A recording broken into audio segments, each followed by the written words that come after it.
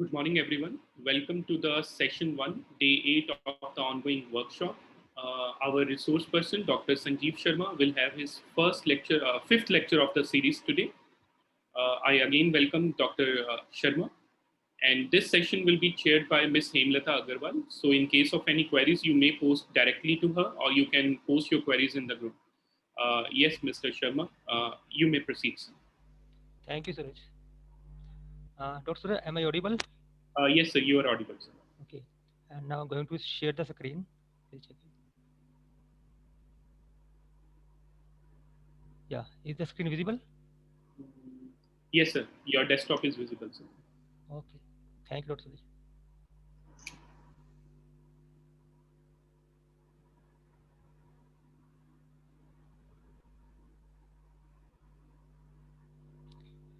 So, good morning to all. So, today we will continue our uh, introduction to Python, and in today's session, I will cover file handling and then some introduction to NumPy library. So, before starting this file handling and NumPy, uh, I would like to answer some of the queries which were left in previous session. There was one query that which app for the programming in Android, which app is suitable for the programming in Android? There is a Q Python 3L. There is an app Q Python 3L, and this is a Python engine for Android and is freely available on the Play Store. So you can download it. It also contains the Python interpreter as well as runtime environment. These are technical terms which are required for the execution of Python program. So you can try this one for programming in Python on your mobile phones. There was another query that how to run MATLAB script file in Python. To run the MATLAB file, you need MATLAB engine. You have to install this MATLAB engine, and this MATLAB engine can be installed using pip command. You can use this pip command. Today I will show you how to install this, how to use pip command, because we will install NumPy using this command. And after installing this MATLAB engine, you have to just import it and then start it. These two commands are used to import and start, and after that you have to just use this object eng and then file that you want to execute Python file, oh sorry, MATLAB file name.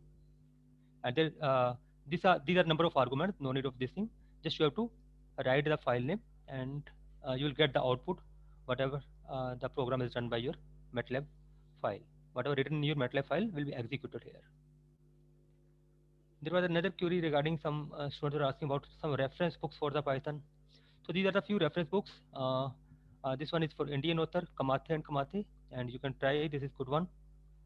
The problem programming and problem solving with Python, and some other books are also available like Python for Dummies, then Think Python, and there is one more Effective Python, and then Python programming and Introduction to Computer Science. So you can try any of these, but this one is good for the beginners.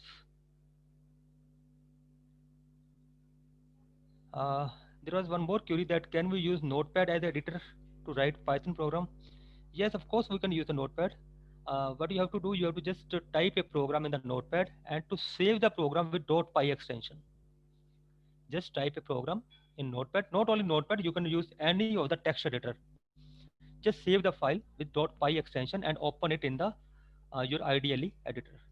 You can run it. But the only problem comes that you have to take care of indentations, which is used in for loop, while loop. While using these loops, or while using a function, you have to use an indentation. So proper indentation are required. So you have to take care of that. Otherwise, you can use any of the text editor. But for the execution, you have to open this file in the Python. You can say in the IDLE environment. And yesterday there was a query that how to save a method in Python to be used in other program. So yesterday I just told you how to create a function, and there was one advantage of the function that we can reuse it. So this is a very genuine query that how to reuse the function, how can we save the function. So this can be done by just let me show you.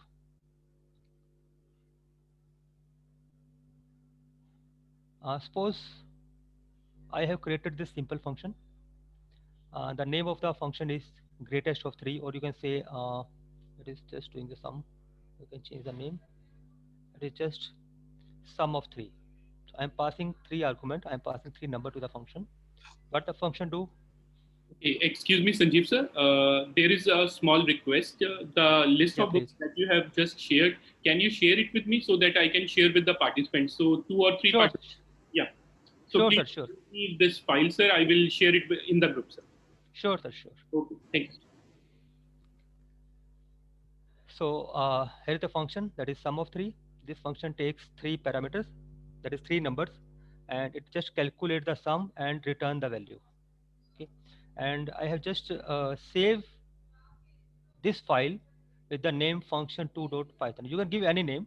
It's a general saving of the file. Just to save this, and then you have to open another file.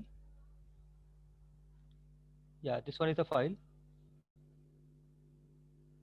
Now I want to use that function in this file. What you have to do? You have to import that file, function2. No need to write .py. You have to just write the name, import. Just write the name of the file in which you have saved the function, yeah, from which you want to use the function, and then you can directly use that function. The function was change the name. It is sum of 2. Sum of 2. I am passing the argument, and it will directly print the output of that function. Since that function returns some value, you can also write like this. Just take some variable, say sum is equal to, just to call the function you have to use a file name, that is from which you are calling that function. Let's say function2 file name that you have imported dot name of the function. The name of the function, it's automatically giving, it may give you it was sum of 3. I think I have not saved that, that's why it is giving greater than 3, sum of 3, something like this.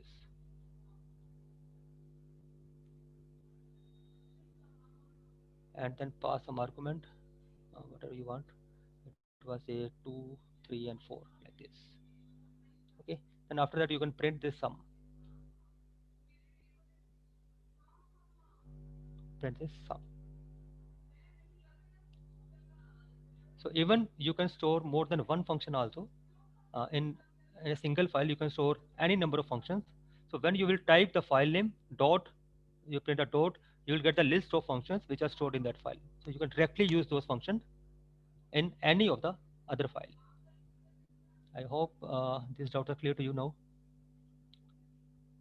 Now let's continue with our today's topic, that is file handling, and then some introduction to NumPy.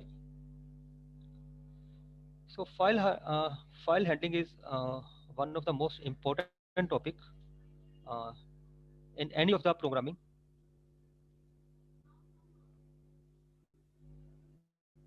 Actually, when we do programming, sometimes we need to read the data. When data is in large quantity, we want to just read the data, then process it, and after processing, we want to save the data on some other files. Uh, for example, you want to read some image file, you want to read some video file, maybe some audio files, and want to process it, want to edit it. You want to do some image processing, voice processing, video processing, and after processing, you further want to save them on some other locations. So at that time, you need such type of operations. You need to open the file. So various operations that we need is that are we can do on the file is we have to open a file, we have to read the content from the file, we have to write something on the file, closing the file, and there is a seek function that I will tell you in next in further session. So seek function especially to move our pointer to some other location in the file. So that I will give you example for that. So the first is files are basically in two formats. Generally, the files are in two formats. One is a text format, and second is the binary format. Text format is just normal like text files, like your MS Word file, yeah, .txt files, and the binary files contain data not in the form of text. It contains maybe in video forms like video files, like your MP3 songs or image file, which is not a text file. So that type of files are binary files. So we can work on both type of files, but we have to take care while opening the file. We have to take care that what type of file we are going to open. Is it normal text file or is it binary file? So let's start with how to open a file. So it's very simple function is there. You have to just use the function open. Write some F1 or you can give any name. It's just file handling stream. Stream means there is some space. This one is uh, just like normal name. You can give any name, F1, F2, FPTR or some file. It's just a normal name. You can use it. The purpose of this name is it creates some space, some stream. This is called file stream. So file stream means the file that you will open will be will occupy some memory, and that memory is allocated at this space. It is the name of the variable where space has been allocated to open the file.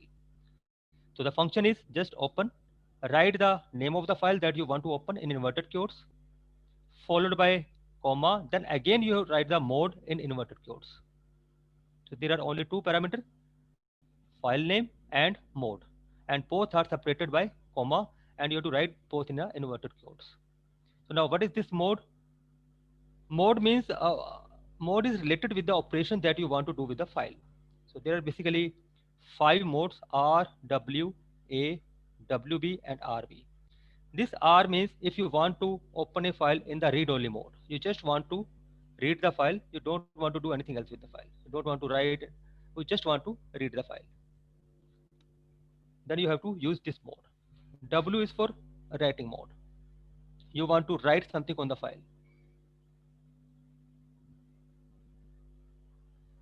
If you are opening a file in W mode and that file already exists, then his data will be erased. Automatically, the data will be erased in W mode. But if you open a file in append mode, A stands for append mode. Append is for to edit the file content.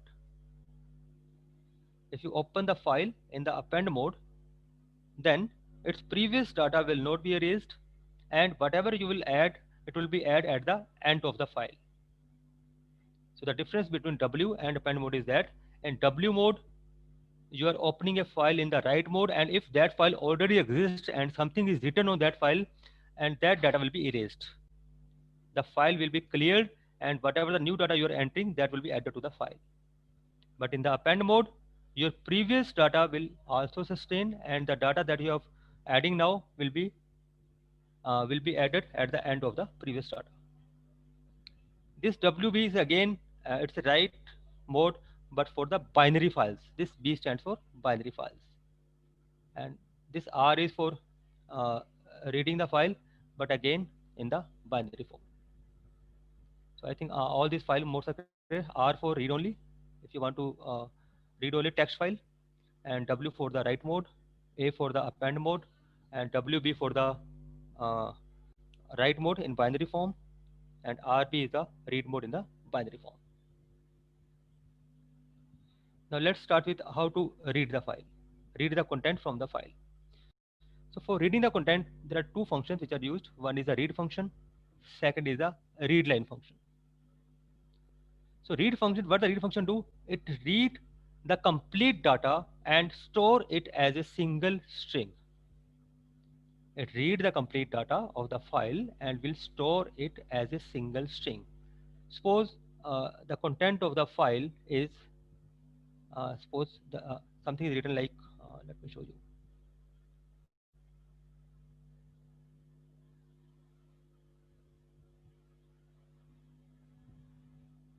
Suppose there is a file and the content is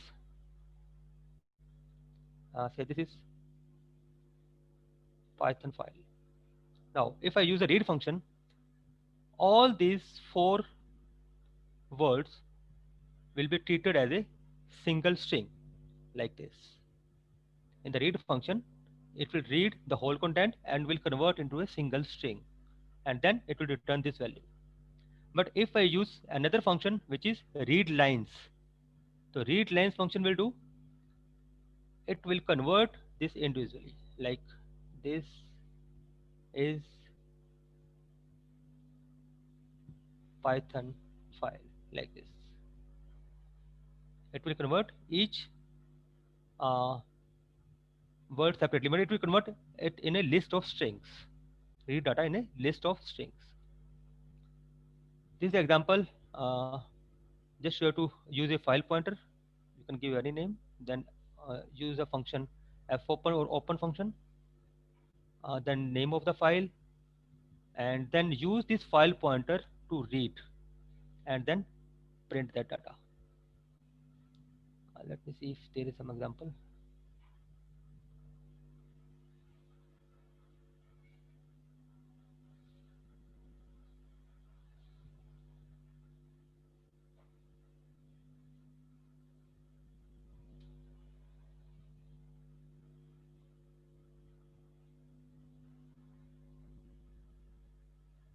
Yeah, let's see this example. So this text file I have already created. Some content is there. Let me remove this.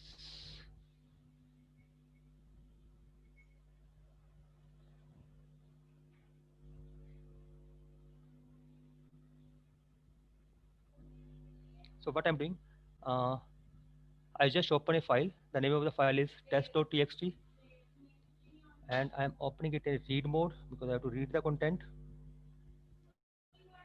After that, what I have done, I'll just read the content using this file pointer. First, I open the file in a file pointer fp. Then by using this file pointer, I am reading the content of the file, and these contents are saved in the form of string in this variable str, and then I print this.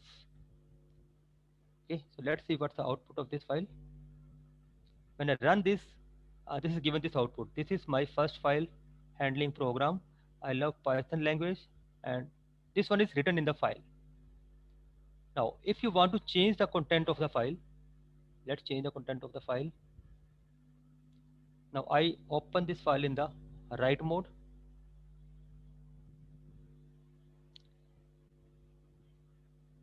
And then first, let me show you how to write on the file. This was the read. For writing, you have to use the write function. For writing, you have to just use a write function and the content that you want to write on the file.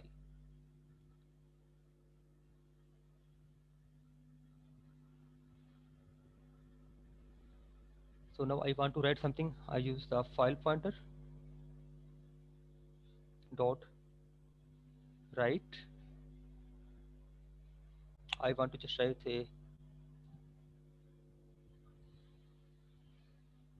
hello world. Okay, I just write this. After writing, uh, it is compulsory to close the file.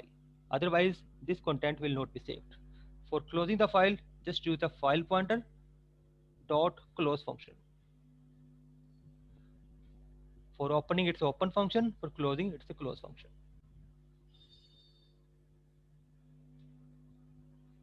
Okay.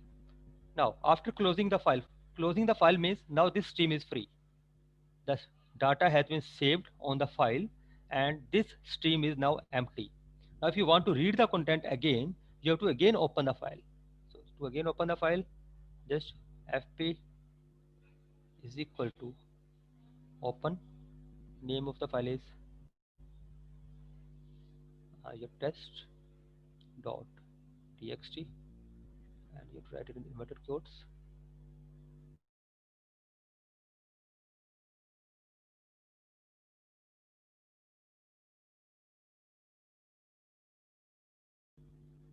And then followed by some. Since you want to read the file, so you have to open it in the okay. So after that, I just use a read function. The contents are being read and then stored in this file, and I print it.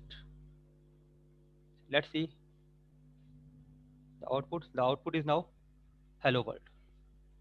The previous output was this one. This is my first file handling program. I love Python programming. I love Python programming. I love Python programming. But after writing on it, the previous content have been erased because I have opened the file in the write mode. So the previous content have been erased. So all these things were erased, and whatever I have written now, only this is displayed, or this is stored in the file. So it means by using this W mode, the previous contents are erased. Okay. Now do the same thing by using append mode. Now I want to edit the file. Okay, I just uh, open it in the append mode. Now I want to write something else, hello world, and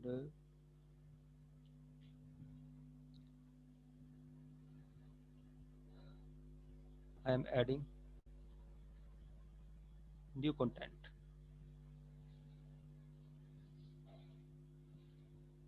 in the file. Okay. So I just open the file again in append mode, and then I write something and close it, again open it, read it, and painting. Let's save it and run it. Now this is the previous output, hello world, and this is the new data that I have just added. I am adding new content in the file. So previous content is also there, new content is also added at the end of the previous content. So it means when we open a file in the append mode, the previous data is also saved, and new data is added at the end of the previous data. But when we open in the W mode, the previous content will be erased and a fresh data will be added to the file. So this is a basic difference between the append mode and the write mode.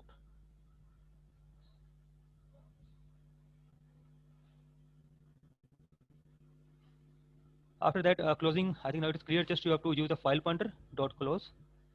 For editing or writing, it is compulsory to close the file, otherwise the data will not be saved. So it is compulsory to close the file, otherwise the data will not be saved. Now the seek function. By default, when we read a file, when we open a file, whether it is a text file or MS Word file, by default the pointer is at the beginning of the file.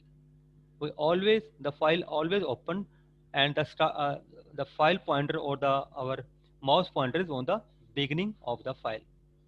So whenever we read the file, it reads the content from the starting. But now, if we don't want to read the content from the starting, we want to read from in between or after some location. Suppose we have a file in which we have some headings, and after that data is there, and we want to skip the heading. We just want to read the data. Then we must know that how many headings are there, what is the length of the heading, so that we could move our file pointer to that location from where we want to read the data. Even in many of the image files or video files or MP3 files, there is a header. There is a header in the file. What is the purpose of that header? That header describes the type of the file, that what type of file it is, although it's a binary file, but that header shows what type of file it is and what is the length of content and other information. And from that header, we identify the type of the file so that we could apply the operation on that. So while reading the file, we want to skip that header. We don't want to read the header. We just want the data. So for that, such type of function is helpful. So seek means how many steps or how many, you can say bits we want to skip the data. For that, just the basic purpose is, let's show you example, this one.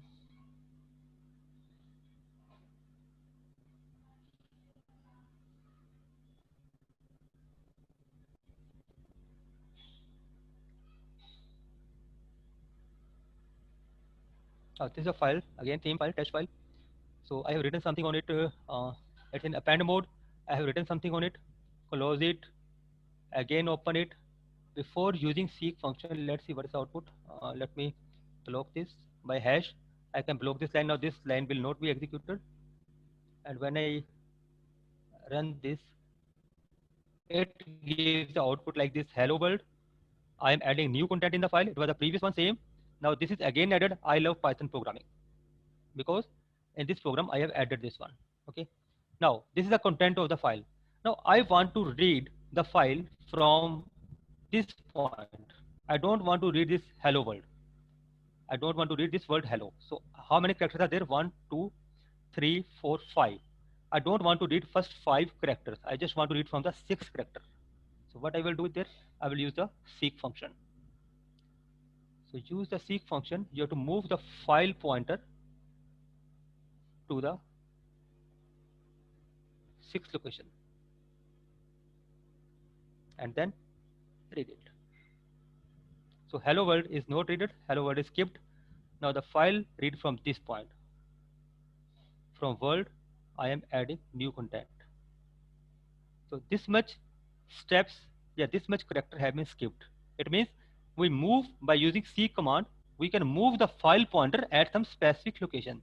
So by using seek 6, we move the pointer to 6 bits ahead. That is 1, 2, 3, 4, 5, and 6. So it starts reading from this point.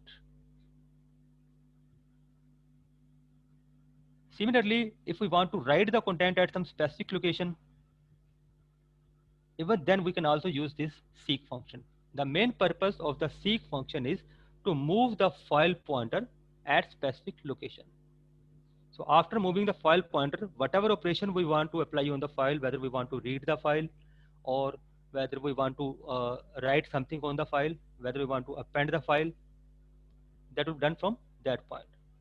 But in case of append, the file pointer is already at the end of the file.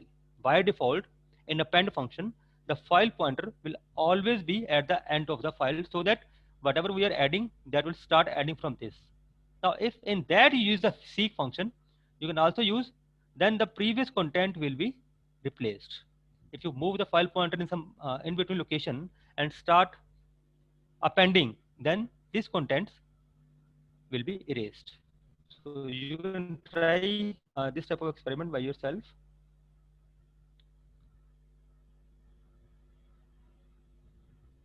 So these are some of the basics of the file handling. So how to open a file, how to read the file, how to write the file. You can write text, you can write numeric value, even you can write the output of a program. Like in yesterday or in previous days, we developed some program like to print the table of first 10 natural number or to print first 100 prime numbers. All these things you can directly write the output on the file. You have to just open a file and after opening, you have to just use the write function, use a for loop, use the write function, and whatever the variable is there, you can put in the write function, and that content will be written on the files.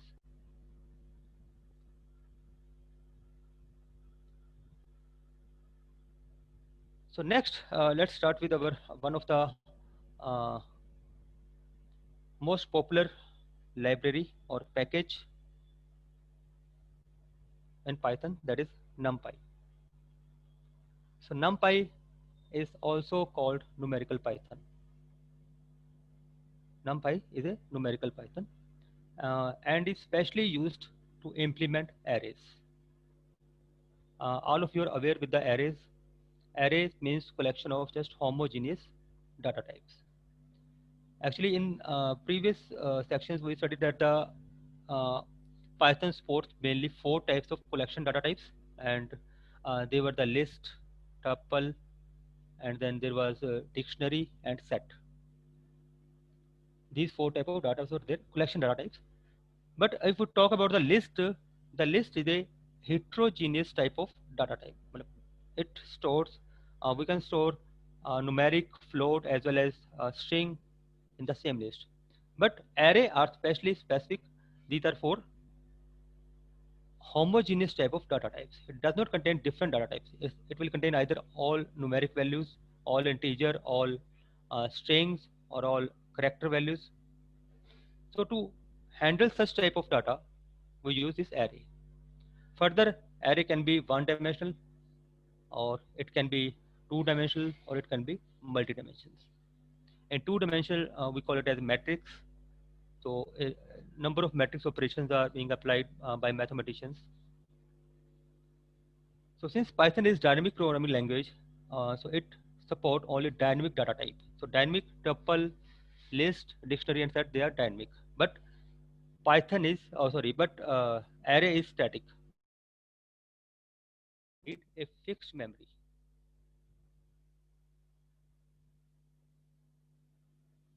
Am I audible? Hello. Yes, sir, you're audible. Okay. Actually, I'm getting some message. Check audio device. Okay. No, sir, you're perfectly audible. Okay. Okay. Thank you. So array is has a static memory, and therefore, uh, to use the array, we need a different package or different library. It is called NumPy library. So generally, NumPy is not available with the standard version of Python. So when you install Python 3.85 IDLE, so this NumPy is not available. It will not be there. But this can be installed using pip or panda command. We can use these packages, package management system, both pip and panda package management system. We can use these commands to install this NumPy library. Yeah, if you are using some IDE like Anaconda, then NumPy will already be included. Okay. So first, let me show you how to install this NumPy. So to install the NumPy, just go to your start menu and open your command prompt, say this one. So here you have to use pip command, pip, pip, then install, then NumPy. So to install any package, I'm not talking about only NumPy. There is SciPy and MATLAB, Matplotlib file. There are number of packages. Panda. To install all these packages, you have to follow the same syntax. First pip, then install, then name of the package that you want to install. Now what this it is saying? It says because it is already installed, requirement already satisfied. So this is already installed in my system. I have already installed it, so it is showing this message. But the machine where it is not installed, it will start installing. If it is not installed, it will start installing in that. So you can install any package using this pip and install command. So I'm again repeating, just go to your command prompt, just go to your command prompt and write this command pip, then install, then name of the package that you want to install.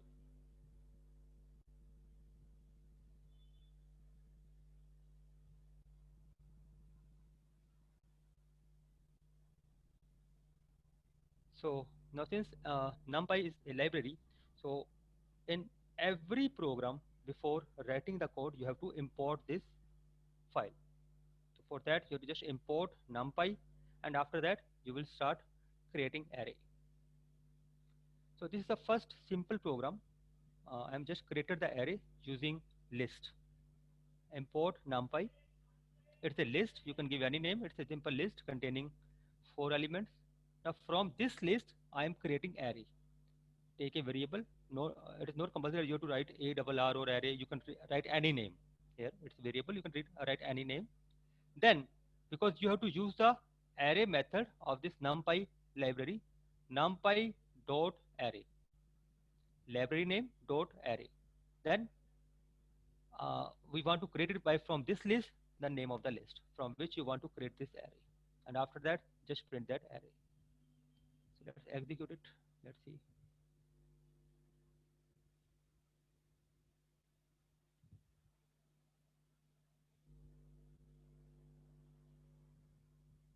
I use the import NumPy, then there is some list, and then I created the array NumPy dot array function, then pass the name of this list, and then print this array. Let's run it. So it gives the output in this form 100, 20, 30, 40. This one array is created from that list.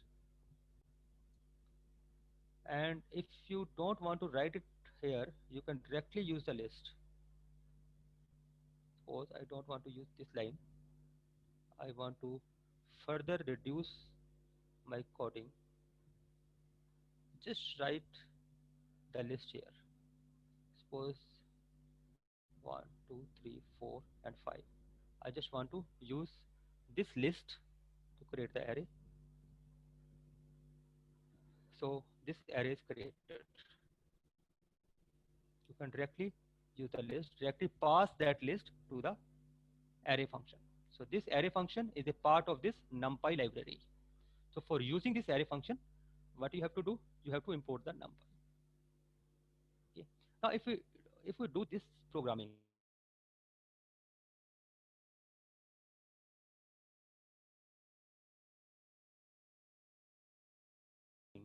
this coding,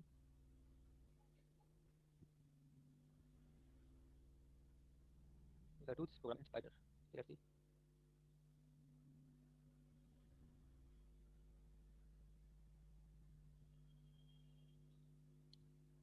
When I write this NumPy dot, now it is showing a lot of functions as well as other attributes, other variables which are present in the NumPy library. So the advantage of using such type of interface, such type of environment is that you already came to know that what are the various functions which are present in this NumPy library. Various function or various variables that you can directly use. So list is there. So it just assists the programmer. I want to use NumPy dot array. I will just type a double R. It all gives options. Yes, it's there. You can directly use it. And in bracket, you have to just write. When I put this bracket, it gives me a help that what are the various argument that I can add, that I can insert. So argument is object, D type, copy, order, suboke, and n dimensions. So there are various argument, but almost these except this object argument, all other are optional. It depends upon your requirement what you want to do with that. So we'll see in, after a few times what are the various arguments, what are the meaning of these, and which of these are important for you. So for time being, you have to just add the object. Object means from where you want to create the array. Okay.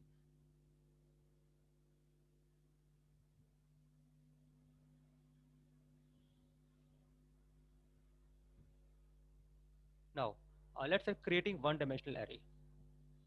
So one was the method that you can create this array from the list using list. Now if you don't want to use the list command, you don't want to use list to create the array, then we can create it from this one. Just use nd array function. This is nd array function. Nd stands for n dimensional. N dimensional means it can be one dimensional, it can be two dimensional, or it can be multi-dimensional. So if you want to create an array from the list, just use the array function. But if you don't want to use the list, you want to just specify the shape, data type, etc. You want to create it by your own, then use nd array functions. So let's execute this. Let's see.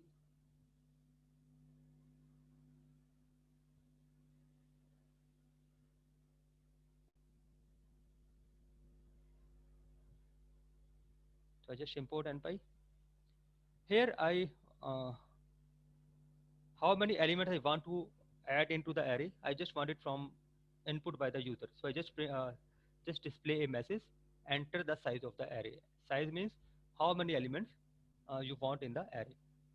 So I just put it like and convert it into int type. So number of elements that I want to enter have been stored in this variable n. Then I start creating array using numpy dot its nd array function. I use nd array, and here are the two arguments I have passed. One is the shape, second is the data type. So shape means how many elements. If you are writing just single number, then it means it is one dimensional. If I write two number here, n comma m or a comma b, whatever, then it is two dimensional array. So shape means is it one dimensional or two dimensional or multi-dimensional. So data type I have to mention.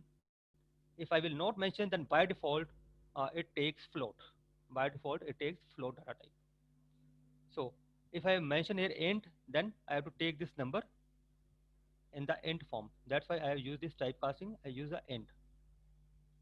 So after that, I print the message, enter elements. So I use the for loop. How many elements? N elements. So for loop start I to range n. Range n means 0 to n minus 1. So if n is 5, it will enter from 0 to 4. All array always start from 0. So 0, 1, 2, 3, and 4. 5 elements will be entered. So as the user will give the input, this input will be stored in this array after converting in the integer form. Why we use this int? Because I have taken this data type as int. I have to store int data type. So why we are giving this one? Because I have told you that array is a collection of homogeneous elements. So homogeneous means they are of same type. So but of which type? Whether integer, float, character, string, whatever that we have to mention. Or by default, it will take as float. So after that, after taking input from the user, we are just printing that array. So let's execute this. What it shows. So it gives the message enter size of the array. Okay, I enter 6. Enter the elements. I have to enter the elements. Say 1, 2, 3, 4, 5, and 6. Now it has created the array of these 6 elements which I have entered 1, 2, 3, 4, 5, 6. So it means it has become you can say runtime array creation. Otherwise, in list that was fixed. You have to give, you have to mention the elements of the list in the coding. But now, no need to mention the element. Just you have to tell how many elements you want to enter, or for how many elements you want to create the array. Give the number, and after that, enter those elements. So it's a runtime creation of the array.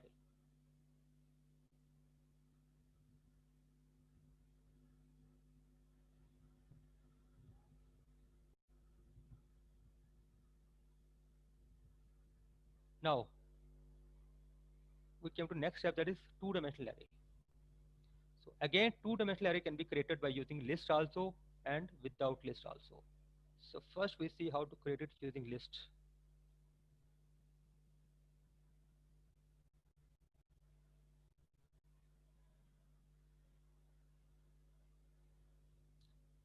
Here the first step is same, import numpy. Second step is I have mentioned a list. Here I have to use a nested list because it contains two lists in single list. So two list means it is a 2 by 2 matrix. There are 2 rows and 2 columns. It's a 2 by 2 matrix. Function is same. You have to just use array function numpy dot array. Then you have to pass the list as an parameter, as an argument, and just print that. Let's see what's the output. When I execute it, it gives this output. So it's a two-dimensional array. The first list is the first row, second list is the second row. This is the first list, it's the first row, this is the second row. If you want to add further rows, you can add another list, say 4, 5, like this. You just save it, execute it. Now it is showing 3 row and 2 columns. So it is 3 by 2 matrix. So in this way, you can create it by using this nested list. So for one dimension, you use a single list, but for two dimension, you have to use the nested list.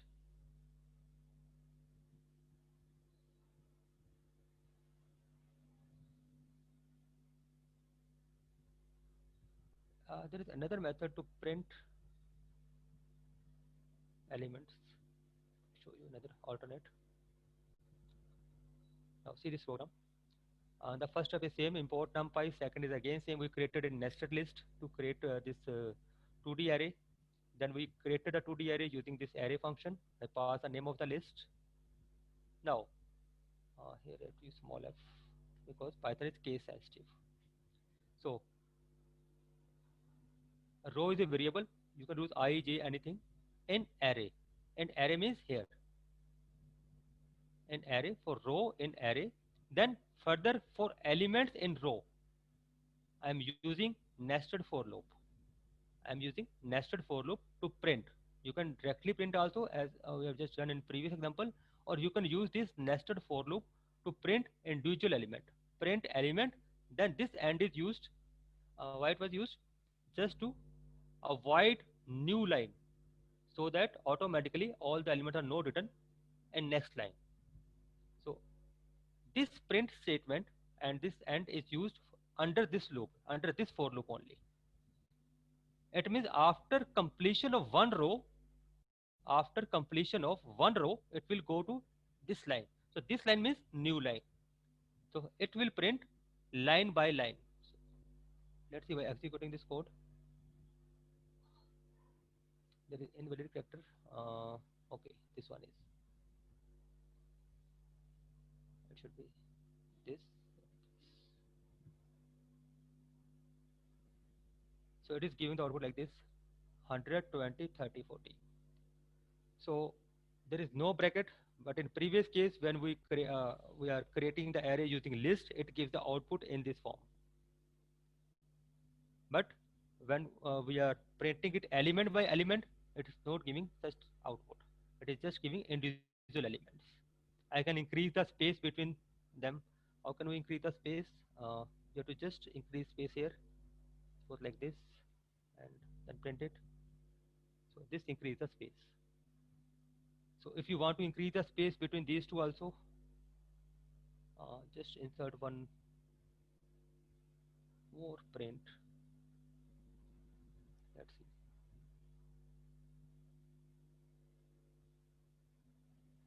So this space is also created. So you can do formatting according to your requirement. So these are the two ways. One was just directly print ARR, and the second is to print individual element by using nested for loops. So nested for loop, the first for loop is for the row, second is for the each element in the row.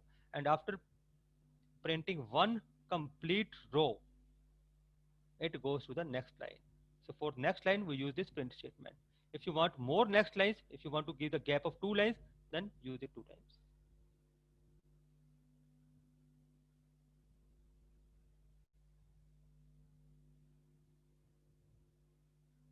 Now, this is the creating 2D array without using list. As we created 1D array without using list, this is a 2D array without using list. Let's see how it works.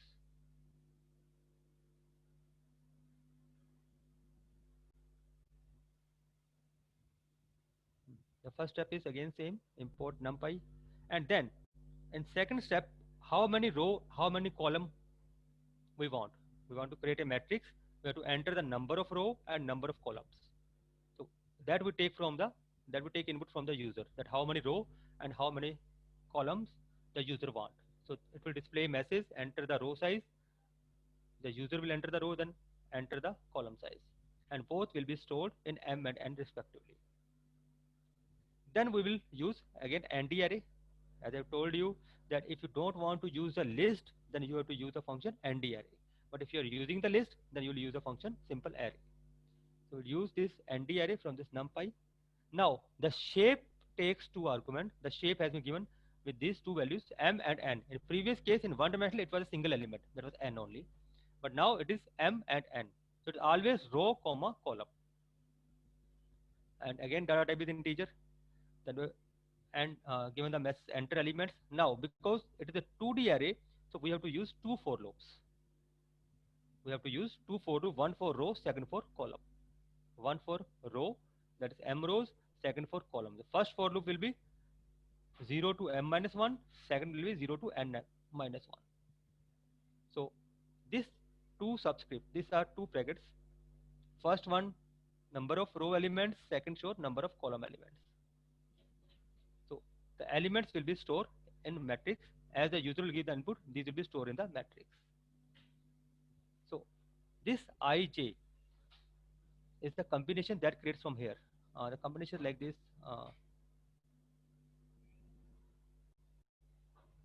First, the first element, it will be I will be 0 and J will be 0. I will be 0 j will be 0, but 0 row, 0 column. After that, because the value of the I is 0 and the value of the j will vary from 0 to n. Suppose n is 3. If n is 3, the next element will go to 0, 1, and after that 0, 2. If n is 3, it means 0 to 2. So row is, it will be like this. This one is first row. Row is the 0th row, and we are changing the column size. 0th row, 0, 0 means first 0th row, 0th column, then 0th row, first column, 0th row, second column. So after execution of this complete loop, the element will be stored in this location. After that, control goes back to outer loop. Now the value of I will be 1. First it was 0, now it is 1. Suppose I have entered m and n 3 and 3. Both are 3 and 3. Then it will go from up to 2.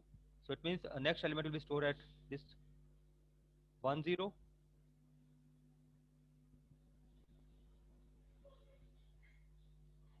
Then comes 1, 1. And then comes 1, 2. And last third 2, 0. And then 2, 1. And then 2, 2. So these are the values where this element will be stored. First in the 0, 0, 0, 1, 0, 2. After completing this, then comes 1, 0, 1, 1, 1, 2, and then 2, 0, 2, 1, and 2, 2. So let's execute it and see.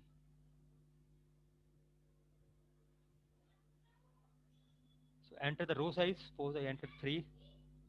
Column size, I entered 3. That means how many elements I have to enter? I have to enter 9 elements. 3 in row, 3 in column. So say 1, 2, 3, 4. Say 9. So this matrix is created. 1, 2, 3. First 3 element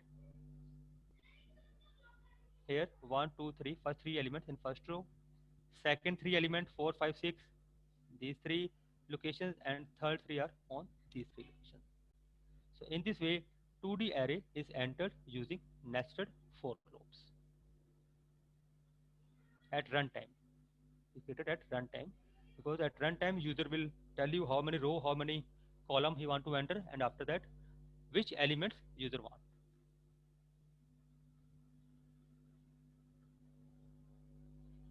Next is the slicing of matrix. Just like slicing of list, there is a slicing of matrix. So slicing also means creating sub-matrix.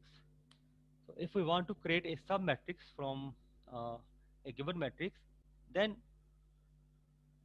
this command, or you can say this format is used. The format is you have to enter lower, row lower, column row upper. Means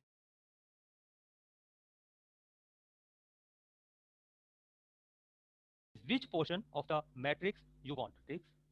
Then row lower to row upper. Means if you want to just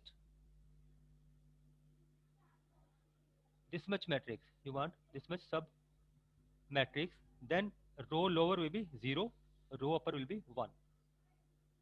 Row lower, row upper, comma, column lower, column upper. Means column lower is again 2 and upper will be 0, 1, 2. From 0 to 2. It is row is 0 to 1, column 0 to 2. So then it will print only these much elements, submatrix. Similarly, if you want this portion only, only these 4 elements, then row lower will be, then what will be the command, which portion you will use? If you want to, these 4, that is 1, 1, 1, 2, 2, 1, 2, 2, this one. Then what will be the row lower? It is this one, is 1, column 2, comma. And what about the column? It is from 1, 2. Again, 1, 2. So using this format, you can print only these 4 elements. So how it is used? Let's see.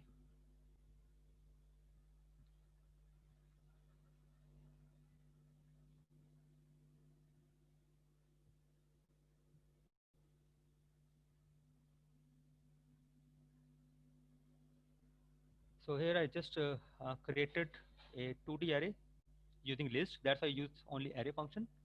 So 2D arrays, this one is 100, 20, 30, 30, 40, 50, and 1, 2, 3.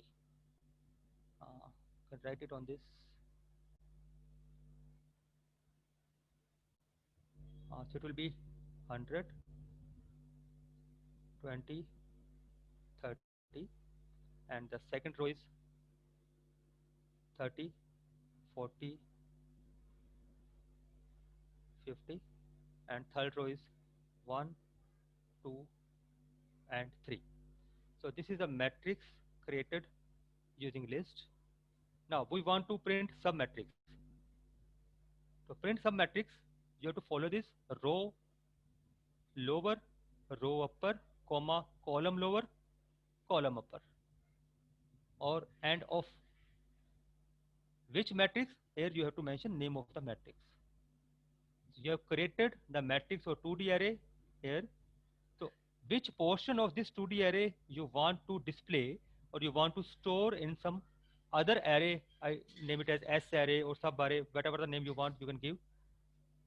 Here you have to mention row lower, row upper, comma, column lower, column upper, and then print that portion there. So let's execute it, what it shows. It is showing this one is first 2 row only. It is showing first 2 row. That is 100, 20, 30, 30, 40, and 50.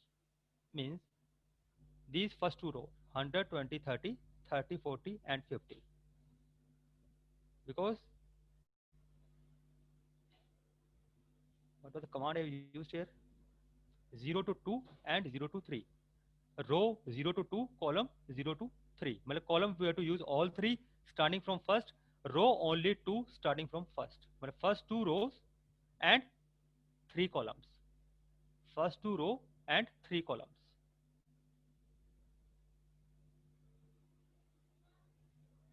So first 2 rows and all 3 columns. So in this way we can print the sub array, or you can say sub matrix from a given matrix by using this slicing method. Then comes some properties of the array. So property of array means you have created an array and you want to print its properties, that how many element is there, what is the size of the array, what type of data type is stored, what is dimension, what is shape.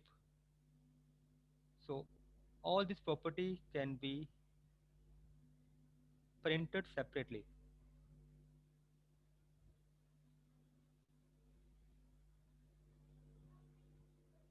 Suppose this is a program. So we created an array from the list. This is array 100, 20, 30, 40. And from this list, I created them using array function. So now this is this main portion. I want to print the size. So how can I print the size of this array? I have to use this size property of this array function. Array.size, then what data type it support, it has, then array.dtype, then how many dimensions it has, array.ndim, and what is the shape, it is array.shape. Let's see output. So here size is 4. Size is 4. It has 4 elements. Size is 4. Then comes data type is integer, 32-bit. Data type is it's of int type. It has taken is at int type. Dimension. Hello. Yeah, dimensions. It is because linear. It's a single list. It's a one dimension. Shape 4, blank. 4, blank means it has 4 elements, but it's just it is one dimension, so second dimension is not there. It is one dimension only, and that's why it is saying 4 comma blank.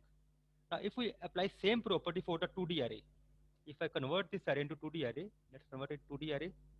I have to just convert a nested list for this.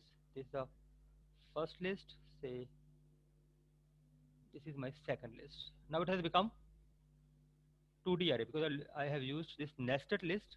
So now it will be 2D array. If I run the same program, what it shows, size is same as previous 4. Size means number of elements. So number of elements are same. I have not changed number of elements. Data type is again same. It's a Ninja type, but dimensions change.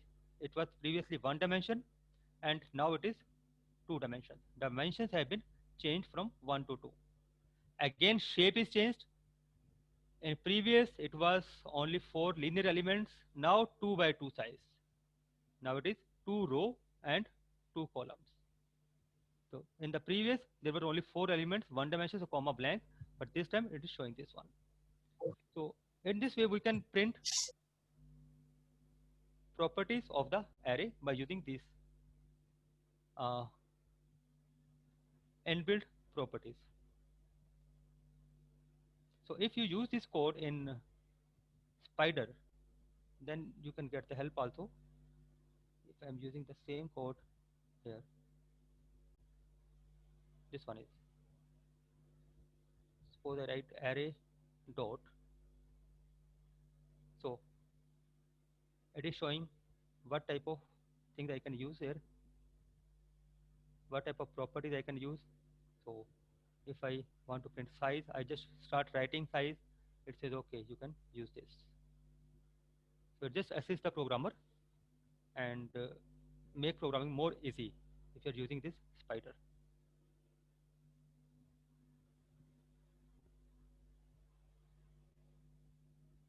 So besides this, one more thing I would like to cover in file handling.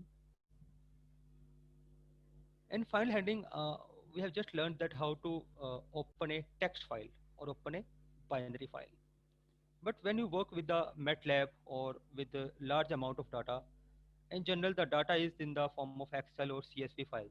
The data is in Excel sheets or in CSV files. So to deal with them, to deal with these Excel files, this type of functions are not used. For that, we have to use some different library. Let me show you how to use that.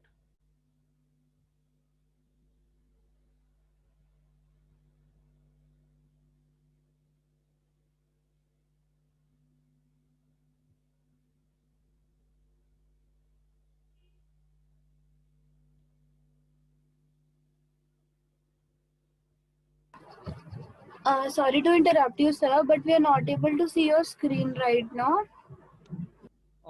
Just a second. Let me share it again.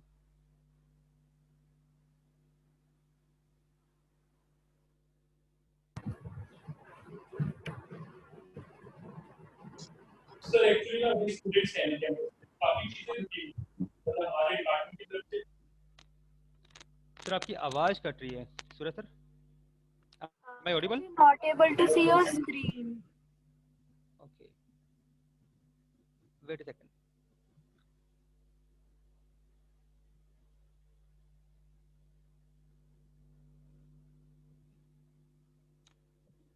Is it visible now? Yes, sir.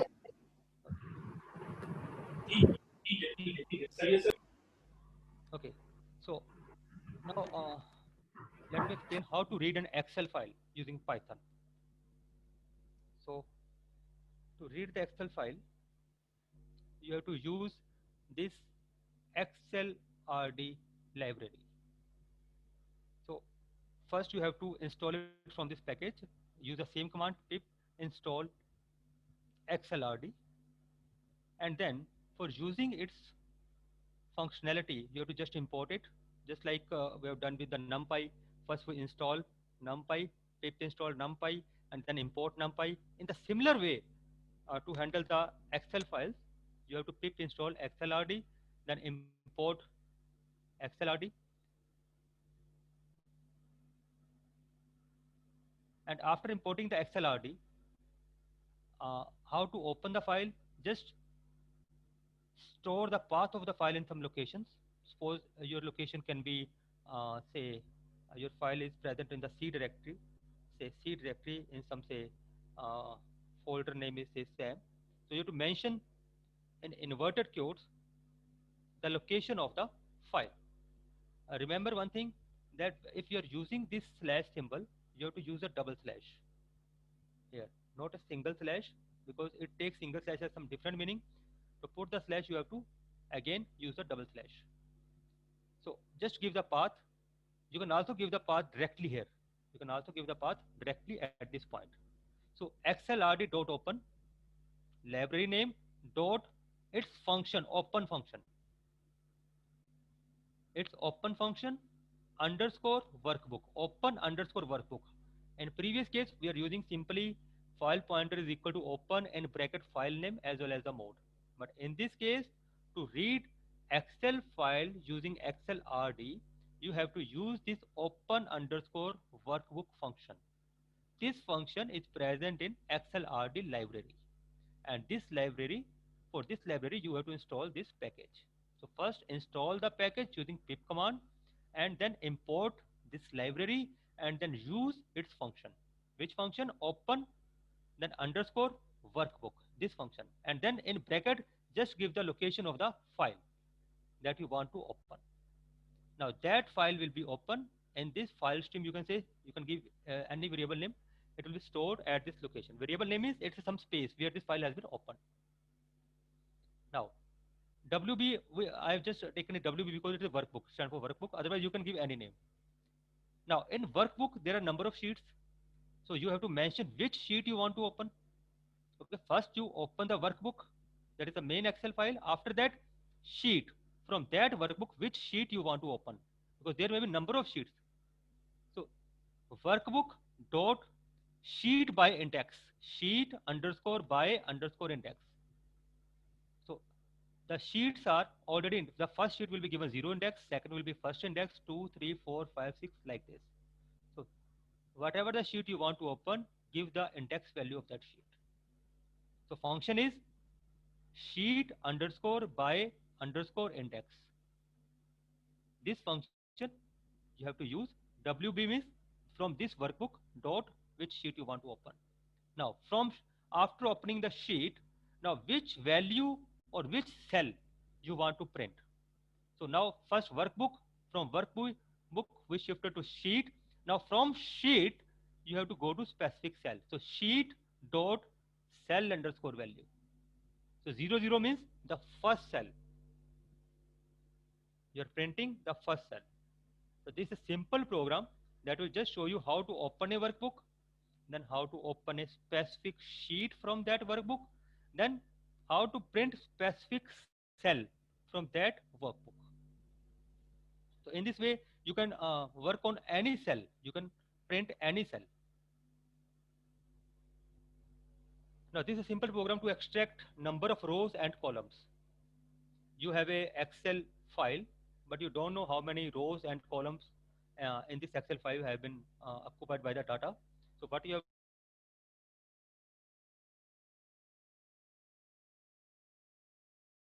to do, this is simple. Again, same in the workbook, open the sheet.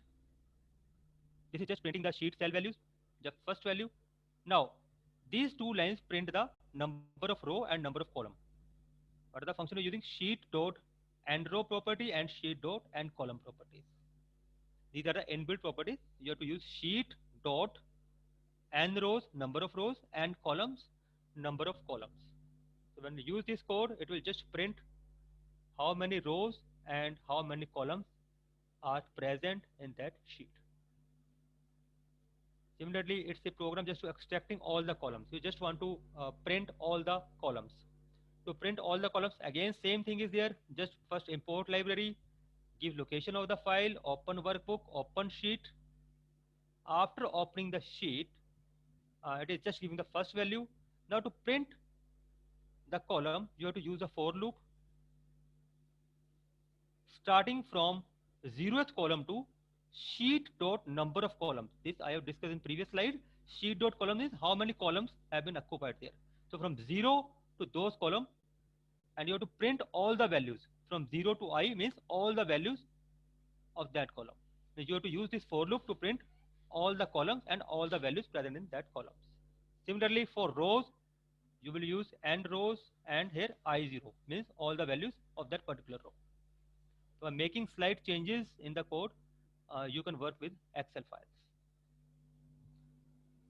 So if there is any doubt, you can please ask.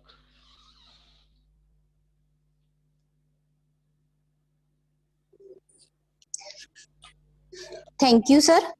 It was indeed a very knowledgeable session. I hope all the participants are getting a lot from you. Now, I would like to further proceed with the doubts amongst the participants. Sir, there is no doubts from the participant. Thank you, sir. Now I, Hemlata Agrawal, on behalf of Department of Mathematics, J.C. Bose University of Science and Technology, regard this as an honor and privilege to extend vote of thanks for this session. I would like to thank our speaker, Dr. Sanjeev Kumar Sharma, for taking his precious time out and consenting to be the speaker of our workshop. Sir, we are getting a very positive feedback from the participants. It was really a very nice session on Python language. Thank you, sir. Thank you, ma'am. I would also like to say thanks to J.C. Bose University for inviting me to deliver a lecture on this lecture as a resource person on this Python. And further, I congratulate Dr. Suraj and his whole team for successful organization of this workshop. Thank you, sir.